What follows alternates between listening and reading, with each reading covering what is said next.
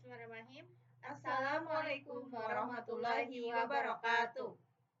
Innal hamdalillah nahmaduhu wa nasta'inuhu wa nastaghfiruh wa na'udzu billahi min syururi anfusina wa min sayyiati a'malina may yahdihillahu fala mudilla lahu wa may yudlilhu fala hadiyalah. Asyhadu an la ilaha illallah wa asyhadu anna Muhammadan abduhu wa rasuluh la nabiyya wa la rasula ba'da. Pertama-tama, marilah kita panjatkan puji syukur kehadirat Allah Subhanahu wa Ta'ala yang telah memberikan hikmah dan hidayahnya kepada kita semua.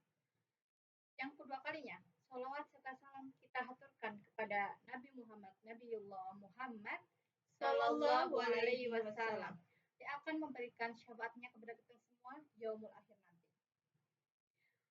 Baik, sebelum itu perkenalkan kami dari kelompok Halimah Asadiyah dengan saya sendiri Mun Aliza dari program studi pendidikan bahasa Inggris dan rekan saya Talita Sifawas Raihanah Saduarti Alfezar dari program studi pendidikan bahasa Inggris.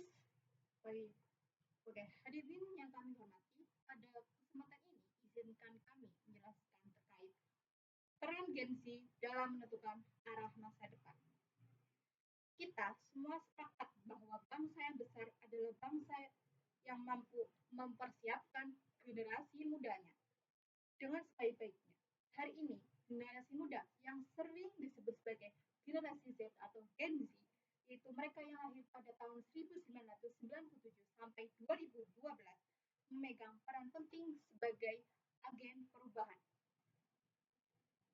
Allah Subhanahu wa Ta'ala pun menegaskan dalam Quran surat Al-Kahfi ayat 13 yang berbunyi, A'udzu billahi minasyaitonir rajim. Nahnu naqussu 'alaika naba'ahum bil haqq. Innahum fityatun amanu bi rabbihim wa zidnahum huda. Yang artinya, sesungguhnya mereka itu adalah pemuda-pemuda yang beriman kepada Tuhan mereka dan kami tambahkan kepada mereka petunjuk. Nah, jadi ayat ini membicarakan tentang Ashabul Kahfi, di mana sekelompok pemuda yang berani menjaga iman di tengah masyarakat yang menyeleweng ini.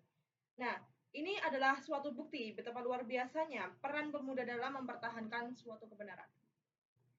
Selanjutnya ada peran nyata Gen Z.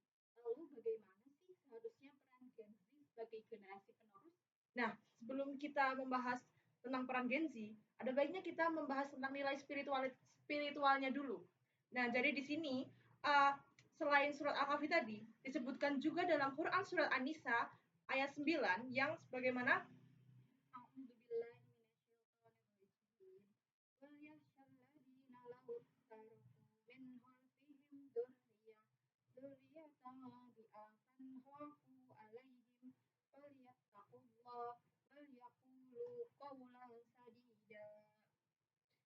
dan hendaklah takut kepada Allah orang-orang yang seandainya meninggalkan di belakang mereka anak-anak yang lemah, yang mereka khawatir terhadap kesejahteraan mereka.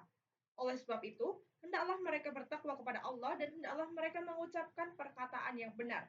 Nah, ayat ini mengajarkan kepada kita pentingnya mempersiapkan generasi penerus yang kuat agar tidak meninggalkan mereka-mereka atau generasi yang lemah, baik dalam iman, ilmu maupun akhlaknya. Nah, selanjutnya kita akan membahas peran Gen Z. Gimana sih seharusnya peran Gen Z itu sebagai generasi penerus? Yang pertama, Gen Z itu sebagai agen perubahan atau agen of change. Kita harus jadi agen perubahan yang kreatif, inovatif, serta melek teknologi. Kita harus berani berpikir di luar kotak dan menciptakan solusi untuk masalah-masalah yang ada di sekitar kita. Dengan teknologi yang canggih, kita bisa membuat perubahan yang lebih cepat serta efektif. Lalu yang kedua, Gen Z sebagai penjaga nilai dan identitas bangsa. Di tengah arus globalisasi yang deras ini, kita harus menjadi penjaga nilai-nilai luhur Pancasila, agama, dan budaya Indonesia. Kita harus bangga dengan identitas kita dan mempertahankan nilai-nilai yang baik. Dengan begitu, kita bisa menjadi generasi yang kuat serta berkarakter. Lalu yang terakhir, Gen Z sebagai pemimpin masa depan atau future leader. Di sini kita tidak hanya menjadi penonton, tetapi harus bisa menjadi pemimpin yang siap memimpin generasi-generasi selanjutnya. Kita harus jadi pemimpin yang berani, kreatif, serta inovatif.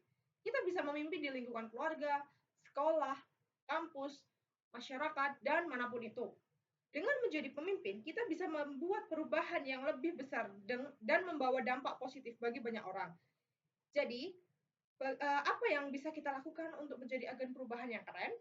Yang pertama, kita bisa memulai dari hal-hal kecil seperti membuat perubahan di lingkungan sekitar kita. Dan yang kedua, kita bisa menjadi lebih kreatif dan inovatif dalam menyelesaikan masalah. Lalu yang terakhir, kita bisa menjadi lebih peduli dengan nilai-nilai luhur bangsa dan mempertahankan identitas kita. Oke, selanjutnya itu ada yang namanya bentuk implementasi. Tadi sudah dijelaskan oleh rekan saya terkait perannya agensi. Nah, sekarang selanjutnya ada itu bentuk implementasi dalam kehidupan sehari-hari. Bagaimana sih contoh konkret bagaimana agensi bisa mengimplementasikan perannya? Yang pertama ada bijak dalam bermedia sosial.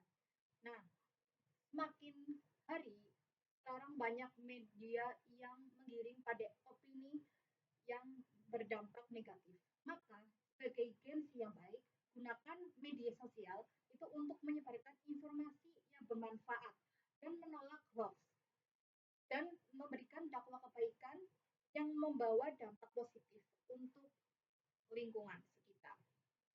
Lalu yang kedua, aktif dalam kegiatan sosial dan lingkungan. Di sini kita bisa ikut serta dalam kegiatan kerja bakti sosial, peduli lingkungan dengan mengurangi sampah plastik, dan terlibat dalam aksi-aksi kemanusiaan. Nah, beberapa contoh aksi kemanusiaan ini tuh sebenarnya banyak. Bisa kita temui di mana saja. Seperti ketika ada musibah, kita tidak perlu menunggu pemadam kebakaran, tim SAR, atau lainnya. Kita bisa langsung ikut andil dalam membantu bencana tersebut. Lalu yang ketiga, tidak meningkatkan literasi dan sosial. Mengapa sih kita sebagai agensi harus meningkatkan literasi dan sosial? Nah, ketika kita rajin membaca, belajar hal baru, mengikuti seminar atau kelas online, kita dapat meningkatkan kemampuan kita. Di mana sekarang arus eh, kompetisi itu semakin ketat, sehingga kita sebagai agensi harus mengikuti arus tersebut dengan meningkatkan literasi dan sosial. Selain itu juga untuk mengasah kemampuan berpikir kita dan mengefektifkan komunikasi kita. Lalu yang keempat, menjaga akhlak dan pergaulan. Nah, permasalahan ini tuh sering kali dijumpai di era sekarang, apalagi zaman-zaman Gen Z, karena maraknya pergaulan bebas ya sekarang ya. Jadi, di sini Gen Z itu harus bisa menjadi teladan dalam akhlak mulia, menghormati orang tua, guru, dan menjaga diri agar tidak terjerumus kepada perbuatan maksiat. Karena zaman sekarang itu banyak hal yang haram tapi dinormalisasi. Seperti hanya sebatas berboncengan laki-laki dan perempuan. Sebenarnya itu tidak diperbolehkan. Tetapi dalam era yang sekarang, semuanya tuh kayak udahlah biasa, sudah dinormalisasi padahal itu diharamkan. Baik, selanjutnya ada membiasakan diskusi konstruktif. Apa sih itu diskusi konstruktif? Berdiskusi konstruktif itu berdiskusi dengan teman sebaya itu untuk membahas isu-isu kebangsaan, agama, dan moral.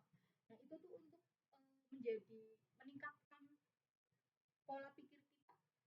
Tidak hanya memberikan kritik doang, tetapi juga mencari solusi apa yang menjadi permasalahan. Selanjutnya, mungkin ini yang terakhir tetapi memberikan sedikit gertakan ya. betul. Ya. Di sini sebagai Gen Z itu kita harus berpartisipasi dalam demokrasi. Nah, saat usia sudah mencukupi seperti kita ini, Gen Z harus sadar akan hak pilihnya dan terlibat aktif dalam menentukan kebijakan publik yang adil dan berpihak pada rakyat. Contoh kecilnya saja, ketika pemilihan ketua BEM di kampus. Nah, kita sebagai mahasiswa itu harus ikut serta.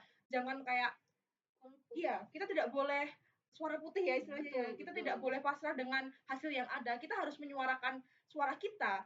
Jangan sampai kita menyia-nyiakan kesempatan yang ada, oke? Okay? Baik, mungkin itu saja implementasi yang dapat kita terapkan di kehidupan sehari-hari.